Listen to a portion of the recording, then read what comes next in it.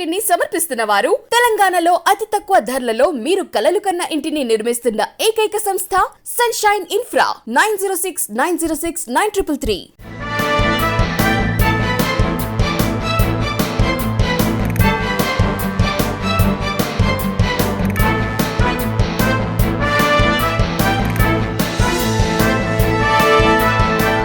నమస్తే, welcome to V3 news. లక్ష్యం సమాజహితం. నేను తులసిరామ్. ముందుగా బులెటిన్ హెడ్లైన్స్. విశాఖ జిల్లా సభవరంలో డెంగ్యూ పాజిటివ్ కేసు. స్పందించిన జిల్లా యంత్రాంగం, కొనసాగుతున్న ఇంటింటి సర్వే.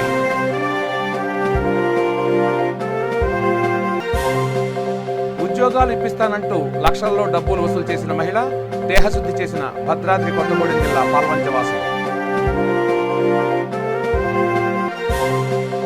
దళితులపై దాడులు హేయమన్న జాతీయ SC commission vice chairman. Kukatpally ఆసుపత్రిలో బాధిత మహిళలను పరామర్శించిన వైనం. కృష్ణా జిల్లా వీరవల్లి మండల ప్రాథమిక పాఠశాల పరిస్థితి దయనీయం. సదుపాయాల లేమితో విద్యార్థులు, ఉపాధ్యాయులు ఇబ్బందుల పాలు. ఇక వివరాల్లోకి వెళ్తే, విశాఖ జిల్లా సభవరంలో ఓ బాలుడికి డెంగ్యూ పాజిటివ్ నిర్ధారణ అయింది. దీంతో స్పందించిన జిల్లా మలేరియా అధికారి మణి ఆరోగ్య కార్యకర్తలతో ఇంటింటి సర్వే చేయించారు. ఈ సందర్భంగా మాట్లాడుతూ డెంగ్యూ కారక దోమలు నీటిలో గుడ్లు పెడతాయని తెలిపారు. అందువల్ల గృహిణులు తమ తమ ఇళ్లలో గాని లేదా పరిసరాల్లో గాని నీరు నిల్వకుండా చూడాలని కోరారు. పాత్రలను శుభ్రంగా ఉంచుకోవాలని సూచించారు. లార్వా దశలోని డెంగ్యూ కారక దోమలను నివారించగలిగితే ఈ వ్యాధి వ్యాప్తి చెందకుండా ఉంటుందన్నారు. పట్టణ ప్రాంతాలు, నగరపాలక సంస్థ పరిధిలోని ప్రజలకు డెంగ్యూ రాకుండా ఉండేందుకు అవసరమైన జాగ్రత్తలు తీసుకుంటున్నామని తెలిపారు. అందుకోసం ప్రత్యేక బృందాలను నియమించామని వివరించారు. నమస్కారం, నా పేరు మణి, నేను జిల్లా మలేరియా అధికారిని.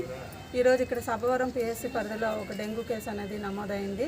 ఆ డెంగ్యూ కేసు మరలా చుట్టుపక్కల వాళ్ళకి వ్యాప్తి చెందకుండా తగు జాగ్రత్తలు తీసుకోవాల్సిన అవసరం ఉంది. అందు నిమిత్తం పిఎస్సి సిబ్బంది ప్లస్ ఈ పరిసర ప్రజల సహకారంతో ప్రతి ఇంటి లోపల కూడాను దోమలు పెరిగే ప్రదేశాలని గుర్తించి వాటిని తొలగించడం జరిగింది. ఈ సందర్భంగా నేను ప్రజలందరికీ విజ్ఞప్తి చేసేది ఏంటి అంటే, ఈ 2 నెలలు మనకి డెంగ్యూ జ్వరాలు వచ్చే అవకాశాలు ఉన్నాయి కాబట్టి ప్రతి ఒక్కరు కూడాను ఇంటి లోపల మరియు ఇంటి చుట్టుపక్కల నీరు నిల్వ లేకుండా చూసుకోవాలి. ప్రతి 3 రోజులకు ఒకసారి వాడుకునే నీటి తొట్టెల్ని శుభ్రపరచుకొని మరలా తాజాగా నింపుకొని మూతలు పెట్టుకోవాలి. ఇలా చేసినట్లయితే మనం డెంగ్యూని వ్యాప్తి చేసే దోమ పిల్లల్ని అరికట్టడానికి అవకాశం ఉంటుంది. మనం డెంగ్యూ నుంచి రక్షణ పొందడానికి కూడా అవకాశం ఉంది. సో ప్రతి ఒక్కరూ వారానికి ఒకసారి డ్రై డే పాటిద్దాం, డెంగ్యూ నుంచి రక్షణ పొందుదాం. ఈ కార్యక్రమాన్ని నివారణ కోసం స్పెషల్ టీమ్స్ అరేంజ్ చేశారా జిల్లాలో? ఈ కార్యక్రమం నివారణ కోసం మన జిల్లా కలెక్టర్ గారు మరియు ప్రభుత్వ ఆదేశాల ప్రకారం కూడాను ఆల్రెడీ ముఖ్యంగా ఇది డెంగ్యూ అనేది అర్బన్ వ్యాధి అనే ఉద్దేశంతో జీవీఎంసీ, నర్సీపట్నం, యలమంచిలి ఈ 3 మున్సిపాలిటీ పరిధిలో కూడాను house to house intensive campaign అనేది జరుగుతుంది సార్. గత నెల నుంచి, జూలై నెల నుంచి ముందుగానే మొదలు పెట్టడం జరిగింది.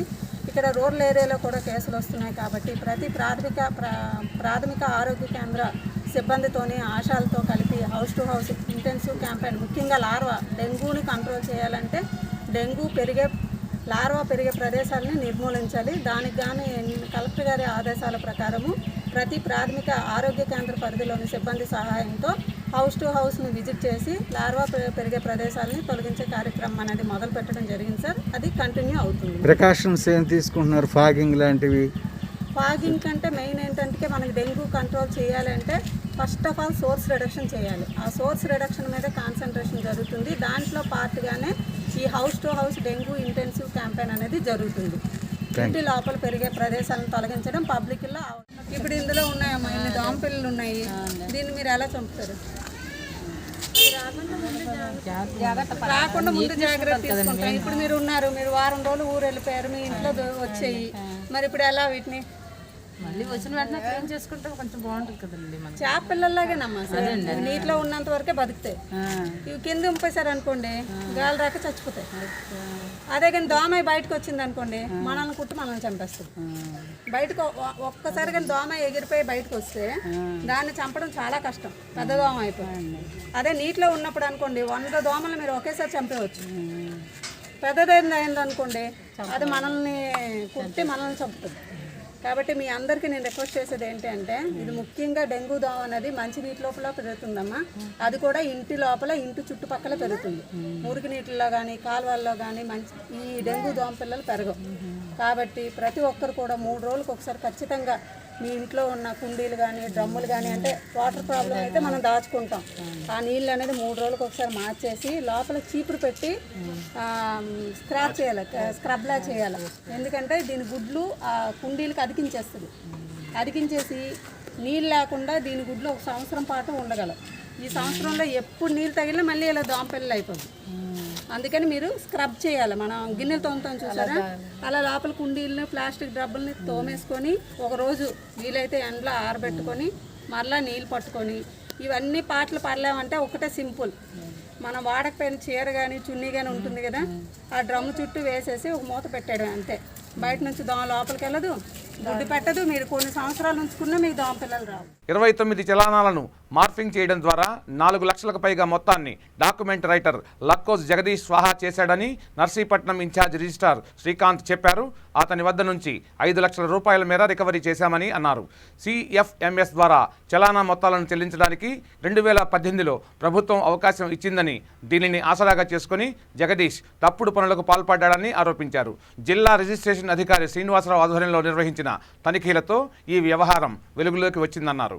నర్సీపట్నం సబ్ రిజిస్టర్ ఆఫీస్లో ఇదివరకు మనకు వెలుగు చేసిన చలానా విషయంపై కంప్లైంట్ ఇవ్వడం జరిగిందండి ఇక్కడ ఆఫీస్లోని. ఇదివరకు కింద వారం తనిఖీ పట్టిన 5 నెలల స్థానాలలోని 4,83,330 రూపాయలు తేడా వచ్చిందని చెప్పేసి మేము గమనించి దాన్ని మేము అధికారుల దృష్టికి తీసుకెళ్ళడం జరిగింది.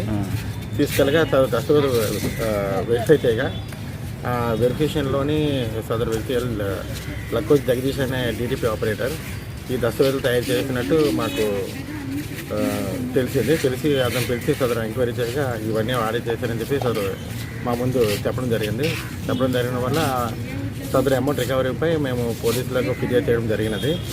ఇదివరలో వాటి కోసం అమౌంట్ కట్టేస్తానికి కూడా అతను ఒప్పుకున్నాడు, కట్టేశాడు. కొద్దిగా మిగతా మాకు డౌట్ వచ్చి ఇంకా కూడా మేము కింద సంవత్సరం నుంచి కూడా ప్రతి నెల చేయడం జరిగింది. ప్రతి నెల చేయగా మొత్తం మీద కింద సంవత్సరం 1/4 నుంచి తనిఖీ చేయగా చలనాలన్నీ కూడా CMS ద్వారా సదరు ఆన్లైన్ చలనాల్లో మాత్రం ఇలాంటి జరిగింది. ఆన్లైన్ చలనాలు తప్ప మిగతా మామూలు బ్యాంక్ కట్టించాలన్నా కానీ IGRSలో కట్టించాలన్నా కానీ ఏ అవకతవకలు లేవు. ఈ ఏదైతే ఆన్లైన్ చలనాలు కట్టిన వ్యవహారంలోనే ఇతను శైలి చూపించి తనదైన వ్యక్తిలోని ఇదంతా మోసపూరితంగా చేశాడు. తను కూడా ఒప్పుకున్నాడే మేము కాల్ చేశానని చెప్పేసి సదరు అమౌంట్ ఎంత అయితే అంత కడతానని కూడా ఒప్పుకున్నాడు అతను. మొత్తానికి రికవరీలో కూడా మాకు 5 లక్షల దాకా రికవరీ చేశాము.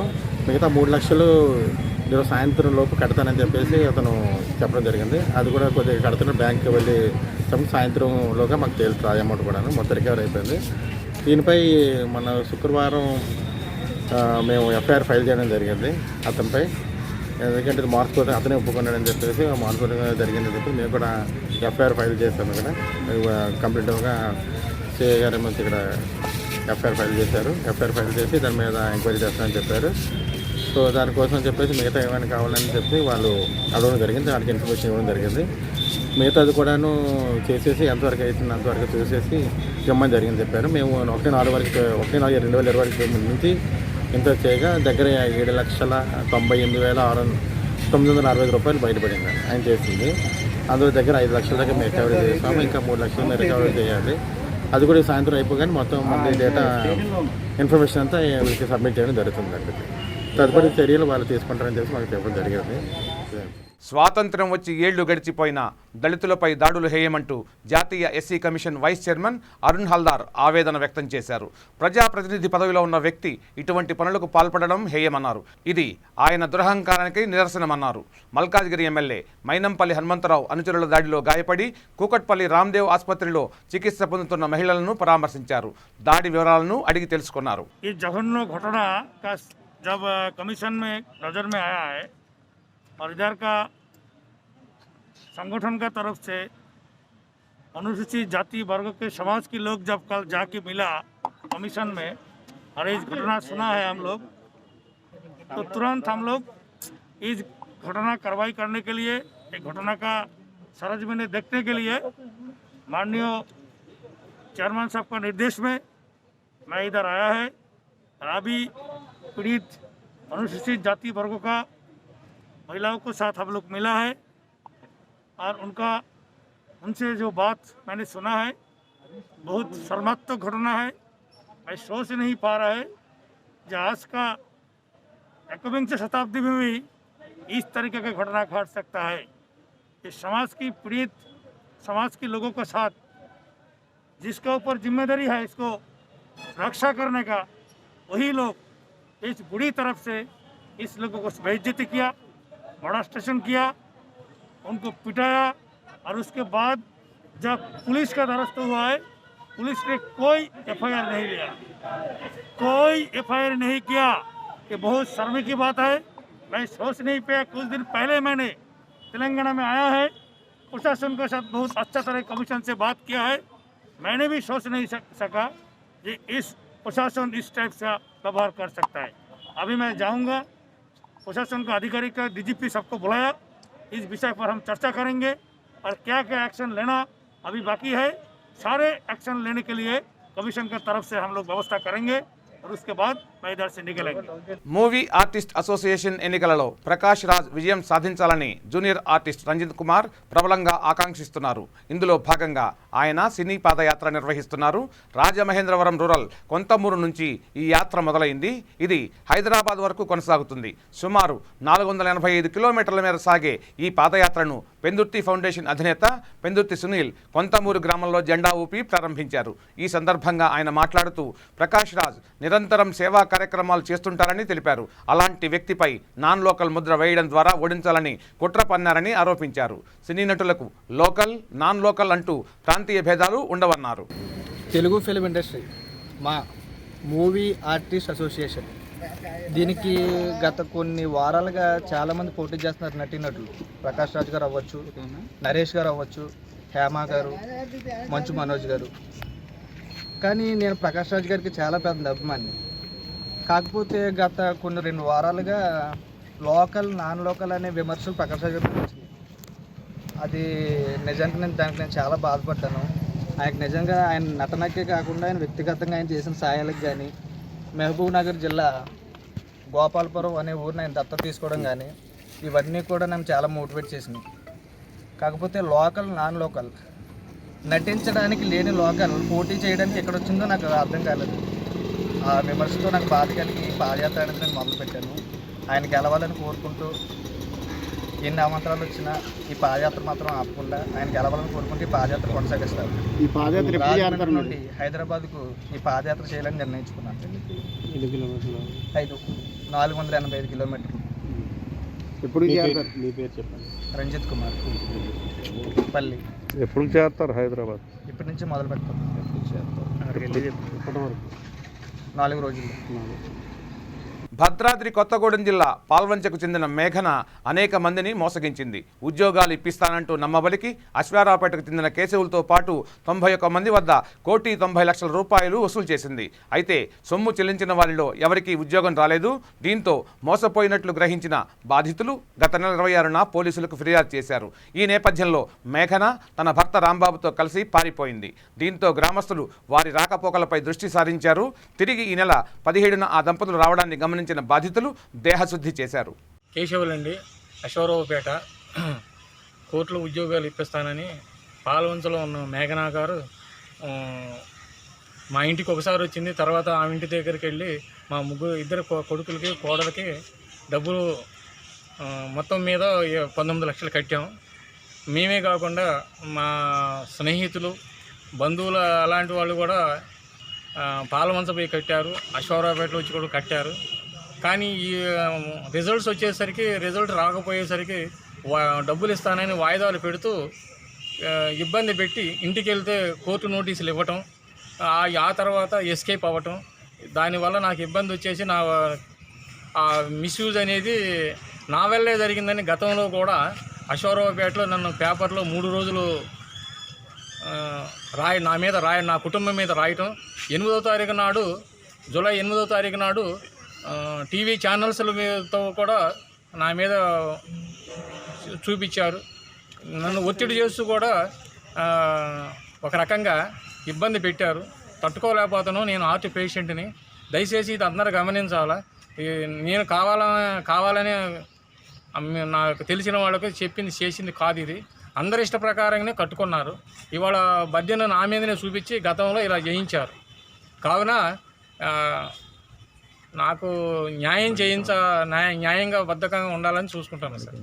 అనుమానమే పెనుభూతమై ఓ వివాహిత ప్రాణం తీసుకుంది. కట్టుకున్న భార్య తలపై సుత్తితో మోది కిరాతకంగా హతమార్చాడు ఓ భర్త.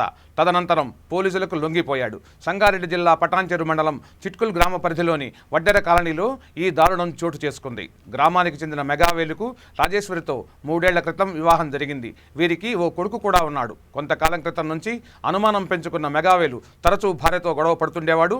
ఈ క్రమంలోనే ఘర్షణకు దిగాడు. తెల్లవారుజాము సమయంలో బండరాళ్లు కొట్టే సుత్తితో భార్య తలపై మోది కిరాతకంగా హతమార్చాడు. వాళ్ళకి అనుమానంతో గొడవ సార్. మొన్న గొడవ ఆడిందంట. బాగా అనుమానం పడతాడు. ఎవరి గారు మాట్లాడినా అనుమానం పడతాడు. ఈ 4 రోజులు ఉన్న తీసుకెళ్ళినా మళ్ళీ పంపిస్తాడు కొట్టి. సరే అని ఇక్కడే తెచ్చి పెట్టుకుంది. ఈయన ఉండి సరే ఎక్కడ పోయినా గొడవలు ఆడతారు కదా అని మొన్న బాగా కొట్టి ఇట్లా పైసల గురించి కొడుతున్నాడు అమ్మ అంటే సరే 25,000 తెచ్చి ఇచ్చింది. అందులో 20,000 ఇచ్చింది, 5,000 అది ఉంచుకుంది. మరి రాత్రి అన్నం పెట్టించిందంట. ఇద్దరు గొడవ కదా మొన్న సరే ఉండలేదని అన్నం పెట్టించింది. ఇద్దరు తిన్నారంట, తిని పండుకున్నారంట. అంటే ఆమె పక్కకే ఉంటుందా? పక్కకే ఉంటుంది. తిని పండుకున్నారు, మంచిగానే ఉన్నారంట. రాత్రి 5 గంటలకు ఎప్పుడో లేచి గన్ను నెత్తి మీద నిద్ర పోయేటప్పుడు వేసి ఉరికొచ్చిండంట. ఏంది ఉరుకుతున్నాడు అని అరుపులేని ఉరికిరు. అందరు ఉరికే వరకు పిల్ల మొత్తం రక్తం అడుగులో ఉంది. ఆడి చక్కగా వచ్చి పోలీస్ స్టేషన్లో కూర్చున్నాడు. ఫోన్ చేసాడు. మళ్ళీ వెంబడి హాస్పిటల్ తీసుకొచ్చారు సార్. అంబులెన్స్లో ఫోన్ చేస్తే అంబులెన్స్ ఫోన్ చేసినాం వచ్చింది. వెంటనే లేసే వరకే ప్రాణం పోయింది సార్. ఒట్టరకాలలో ఉంటాడు కదా, రాయి కొడతాడు. అనుమానం ఎక్కువ భార్య మీద. ఏ ఊరు అది? చిట్కులు ఒట్టరకాలు, కృష్ణాపూర్ చిట్కులు ఒట్టరకాలు. భార్య మీద అనుమానంతో కొట్టుకొస్తాడు. ఎప్పుడు అనుమానం భార్య మీద. ఇంతమంది గొడవ పడ్డారా? ఎప్పుడు గొడవ పడ్డారు. అన్నతో మాట్లాడినా అంతే, భర్త ఏదైనా తండ్రితో మాట్లాడినా అంతే, ఒకటే అనుమానం ఎక్కువ. అట్లానే ఇంకా రాత్రి చేస్తే ఇట్లా చనిపోయింది. అనుమానం మీద అనుమానం ఎక్కువ, అనుమానంతో పని చేసింది. మొత్తం ఊరికే కాగితాలు అవి ఏరుకుంటుంది. మొత్తం ఆమె ఏరుకు ఇచ్చి కూడా 20,000 ఇచ్చి కూడా ఇట్లా అయింది. ఇట్లా చేసి ఇట్లా చనిపోయింది. ఇట్లా ఆంధ్రప్రదేశ్ ప్రభుత్వం నాడు నేడు పథకం కింద పాఠశాలలను సుందరంగా తీర్చిదిద్దుతోంది. అయితే కృష్ణా జిల్లా బాపులపాడు మండలం వీరవల్లి శాలివాహన కాలనీలోని మండల ప్రాథమిక పాఠశాల పరిస్థితి మాత్రం దయనీయంగా ఉంది. సదుపాయాల లేమి కారణంగా విద్యార్థులు, ఉపాధ్యాయులు తీవ్ర ఇబ్బందులకు గురవుతున్నారు. పాఠశాల భవనం బీటలు వారింది. ఎక్కడికక్కడ పగుళ్లు ఏర్పడ్డాయి. మరుగుదొడ్లు పాడైపోయాయి. కనీసం తలుపులు కూడా లేని పరిస్థితి కొనసాగుతోంది. పాఠశాల చుట్టూ పిచ్చి మొక్కలు, గడ్డి పెరిగిపోయింది. దీంతో పాఠశాల ప్రాంగణంలో పాములు సంచరిస్తున్నాయి. మహిళా, ఉపాధ్యాయుల బాధలు వర్ణనాతీతమయ్యాయి. ఈ పాఠశాల ప్రాంగణంలో నిత్యం కోతులు సంచరిస్తుంటాయి. దీంతో విద్యార్థులు బిక్కుబిక్కుమంటూ కాలం గడపాల్సి వస్తోంది. సింహాచలం పాత గోశాలను ఆంధ్రప్రదేశ్ సాధు పరిషత్ అధ్యక్షులు శ్రీనివాసానంద సరస్వతి సందర్శించారు. ఇటీవల లేగదూడలు చనిపోయిన నేపథ్యంలో ఈ విషయమై ఆరా తీశారు. గోశాలలో కనీస సదుపాయాలు లేకపోవడంపై అసంతృప్తి వ్యక్తం చేశారు. ఈ గోశాలలో మద్యం సీసాలు కనిపించడంతో ఆగ్రహం వ్యక్తం చేశారు. స్వామివారి ఆస్తులు, భూములు, బంగారు ఆభరణాలను కాపాడలేకపోతున్నందువల్ల ఈవో సూర్యకాలను విధుల నుంచి తొలగించాలని డిమాండ్ చేశారు. దేవాలయాల్లో అవినీతి, అపచారాలను అడ్డుకోలేని వ్యక్తికి మంత్రి పదవి ఎందుకంటూ వెల్లంపల్లి శ్రీనివాసుపై మండిపడ్డారు. ఆయన తన పదవికి రాజీనామా చేయాలని డిమాండ్ చేశారు. ఈ గోశాలను హిందూ ధార్మిక సంఘాలకు అప్పజెప్పాలని కోరారు. చేతగాని అసమర్థులైనటువంటి ఇక్కడ ఈవో ఎవరు ఉన్నారో వారిని తొలగించండి. ఏమి ఈరోజు లక్షలాది కోట్లాది రూపాయలు భక్తులు ఇస్తున్నారు. ఒకప్పుడు భక్తులు లేని సమయంలో, నిధులు లేని సమయంలో గోశాలలు చాలా బాగున్నాయి. ఈరోజు నిధులు ఉన్నాయి, లక్షలాది మంది భక్తులు వస్తున్నారు, అడిగితే ఇచ్చే దాతలు ఉన్నారు. ఎందుకు గాలికి వదిలేస్తున్నారు మీరు? ఎందుకు గోవులతో, మోగజీవులతో ప్రాణాలని పట్టన పెట్టుకుంటున్నారు మీరు? ఇక్కడ డాక్టర్లు లేరు, ఈ గోవులు చూసే సిబ్బంది ఏరి. కాబట్టి తక్షణమే ఈ ఈవోని సస్పెండ్ చేయండి. ఈ గోశాలలో పనిచేసే సిబ్బందిని తొలగించండి. మీకు చేత కాకపోతే సింహాచల దేవస్థానంలో గోవులు సంరక్షించడం కానీ, ధ్వజస్తంభాలు కాపాడడం చేత కాకపోతే, దేవాలయాల పవిత్రత కాపాడడం చేత కాకపోతే, సింహాచల దేవస్థానం భూములు రక్షించే చేత కాకపోతే హిందువులకు అప్పచెప్పేయండి. మా హిందూ ధార్మిక సంస్థలు మేము కాపాడుకుంటాం. ఏమిటి మేము చూడలేకపోతున్నాం? రోజుకొక దుర్ఘటన, రోజుకొక అపచారం ఈ సింహాచలంలో జరుగుతుంది. మోగజీవులు చనిపోతున్నా చూసుకునే నాదుడు ఎవడు లేడు, పట్టించుకునే నాదుడు లేడు. ₹1,00,00,000 గోశాలలో నిధులున్నాయి, భక్తులున్నారు. ఏమిటి నిర్లక్ష్యం? కాబట్టి తీవ్రంగా ఖండిస్తున్నాం. తక్షణమే ఈవో సస్పెండ్ చేయాలి, సిబ్బందిని ఇక్కడ గోశాల సిబ్బందిని సస్పెండ్ చేయాలి. వెంటనే దేవాదాయ శాఖ ఒక ప్రకటన చేసి మీరు చేత కాకపోతే దేవాలయాలు గోశాలలు హిందువులకి మీరు అప్పచెప్పితే భద్రముగా పువ్వుల్లో పెట్టి చూసుకోవడానికి హిందూ సమాజం సిద్ధంగా ఉందని ఈ సందర్భంగా హెచ్చరిస్తూ, ఇప్పటికైనా దేవాదాయ శాఖ మంత్రి అయ్యా ఇంత జరుగుతున్న సింహాచలంలో దారుణాలు, కనీసం మీరు రారు, అధికారులు పంపించరు, కనీసం పర్యవేక్షణ చెయ్యరు. ఎందుకంటే తగలబడ్డానుగా మీ దేవాదాయ శాఖ ఉన్నది. దేనికోసం ఉన్నది? హిందూ ధర్మం కోసం, దేవాలయాలు కాపాడడం కోసం, గోశాలను రక్షించడం కోసం మీ దేవాదాయ శాఖ. అదే పక్కన పెట్టేసి దాన్నే మీరు సద్వినియోగం చేసుకొని మీ నిధులు మీరు నిర్వహించకపోతే ఈ దేవాదాయ శాఖ ఎందుకండి? హిందువులు మనోభావాలు గాయపడుతున్నాయి కాబట్టి తక్షణమే వీరందరినీ కూడా తొలగించాలని మేము డిమాండ్ చేస్తున్నామండి. సర్దార్ సర్వాయి పాపన్న గౌడ్ 371వ జయంతి వేడుకలు ఎల్బీ నగర్ చౌరస్తాలో ఘనంగా జరిగాయి. సంఘం అధ్యక్షులు అంబాల మల్లేష్ గౌడ్ ఆధ్వర్యంలో ఘనంగా నిర్వహించారు. ఈ సందర్భంగా ఆయన మాట్లాడుతూ పాపన్న జీవిత చరిత్రను పాఠ్యాంశాలలో చేర్చాలని కోరారు. కార్యక్రమంలో గౌడ సంఘం నాయకులు ముద్దగోని రామ్మోహన్ గౌడ్, కొత్త రవీందర్ గౌడ్, కూరేళ్ల వేములయ్య గౌడ్, ఆకుల అఖిల్ గౌడ్ పాల్గొన్నారు. సర్దార్ సర్వాయి పాపన్న గౌడ్ 371 జన్మదినోత్సవాన్ని ఎల్బీ రింగ్ రోడ్లో సర్దార్ సర్వాయి పాపన్న గౌడ్ తెలంగాణ రాష్ట్ర సంఘం తరఫున నిర్వహించడం జరిగింది. ఆ రోజు మొఘలాయి నవాబులు చేసే అరాచకాలను చూసి చలించిపోయి ఎలాగైనా ఇలాంటి దురాగతాలను ఎదుర్కోవాలనే ఉద్దేశంతో తన చుట్టూ ఉన్న సబ్బన్న వర్గాలని చాకలి, మంగళ, కుమ్మరి, దూదేగల అందరి కులాలను కలుపుకొని 12 మందితో సైన్యం ఏర్పాటు చేసుకొని దాదాపు 12 మందితో స్టార్ట్ చేసి 12,000 దాకా సైన్యాన్ని తయారు చేసుకొని తెలంగాణ మొత్తం 21 కోటలు నిర్మించి దాదాపు నెక్స్ట్ కొడితే గోల్కొండ కోటను కొట్టాలి అని చెప్పి గోల్కొండ 1708లో గోల్కొండ కోటను చేయించి ఔరంగజేబును ఓడించి గోల్కొండ కోటను రాజైనాడు. అలాంటి మహావీరునికి ఈ కేంద్ర రాష్ట్ర ప్రభుత్వాలు ఇక్కడ తగిన గుర్తింపు దక్కలే. ఎక్కడైతే మహారాష్ట్రలో శివాజీ మహారాజు ఉన్నాడో ఆయనకు సమకాలీన వ్యక్తి సర్దార్ సర్వాయి పాపన్న గౌడ్. అలాంటి వ్యక్తికి తగిన ఇక్కడ గుర్తింపు దక్కలేదు. అందుకని ఇప్పటికైనా సర్దార్ సర్వాయి పాపన్న తెలంగాణ రాష్ట్ర తరఫున మేము డిమాండ్ చేస్తూ ఉన్నాం. ఇప్పటికైనా కేంద్ర రాష్ట్ర ప్రభుత్వాలు పాపన్న జయంతిని అధికారికంగా చేయాలి. దాంతోపాటుగా ట్యాంక్ బండ్ విగ్రహం పెట్టాలి, పాఠ్య పుస్తకాలలో పెట్టాలి అని చెప్పి డిమాండ్ చేస్తాను. ఎల్బీ నగర్లో కూడా విగ్రహం పెట్టాలని దాదాపు సంఘం తరఫున డిమాండ్ చేస్తూ ఉన్నాం. ఇంకొకటి ప్రభుత్వానికి చిన్న సూచన చేస్తూ ఉన్నాం, మేము డిమాండ్ చేస్తూ ఉన్నాం. ఎప్పుడైతే దళిత బంధాన్ని ప్రకటించారో అయ్యా ముఖ్యమంత్రి గారు, దాని దళితులు కూడా మా ఊళ్ళో మేము కూడా స్వాగతిస్తున్నాం. దాంతోపాటు కదా మాకు గౌడ బీమా అని ఒకటి ఉంది. ఎప్పుడు మా గౌళ్ళు తాడి వీకలు పడి కింద పట్టడానికి సచ్చినాకు వచ్చి 5 లక్షలు మాకు వద్దు.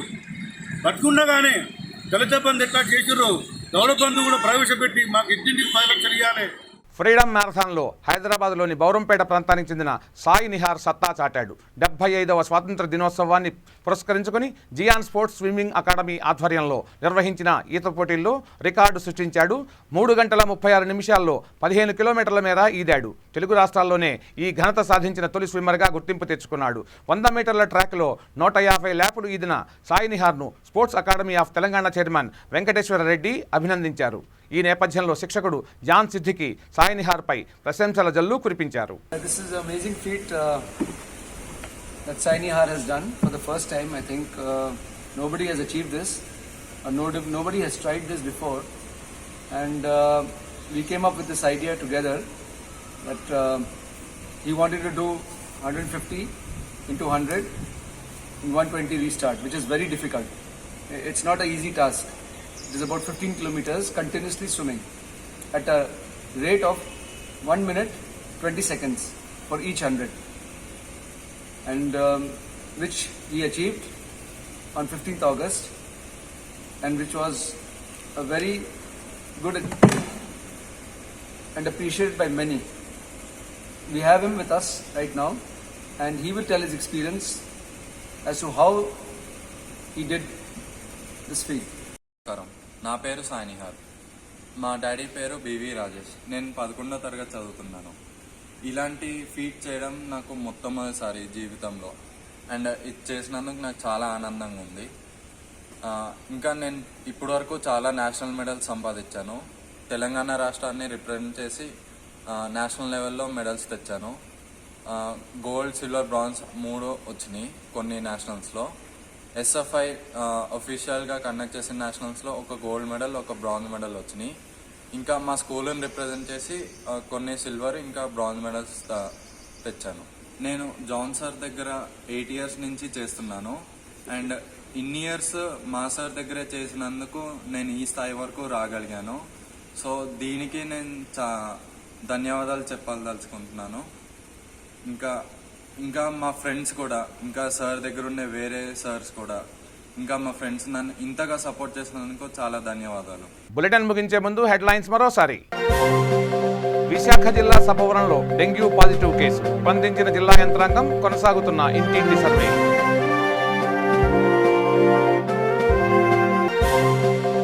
ఉద్యోగాలు ఇప్పిస్తానంటూ లక్షల్లో డబ్బులు వసూలు చేసిన మహిళ, దేహశుద్ధి చేసిన భద్రాద్రి కొత్తగూడెం జిల్లా పాల్వంచవాసి.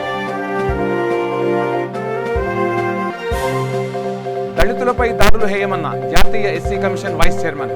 కూకట్పల్లి ఆసుపత్రిలో బాధిత మహిళలను పరామర్శించిన వైనం. కృష్ణా జిల్లా వీరవల్లి మండల ప్రాథమిక పాఠశాల పరిస్థితి దయనీయం. సదుపాయాల లేమితో విద్యార్థులు, ఉపాధ్యాయులు ఇబ్బందుల పాలు. ఇవి ఈ బులెటిన్ విశేషాలు. చూస్తూనే ఉండండి V3 న్యూస్. లక్ష్యం సమాజహితం.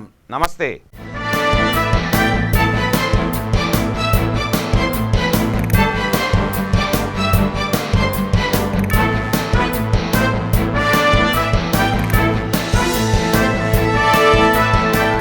ఈ బులెటిన్ ని సమర్పించిన వారు తెలంగాణలో అతి తక్కువ ధరలలో మీరు కలలు కన్న ఇంటిని నిర్మిస్తున్న ఏకైక సంస్థ సన్షైన్ ఇన్ఫ్రా.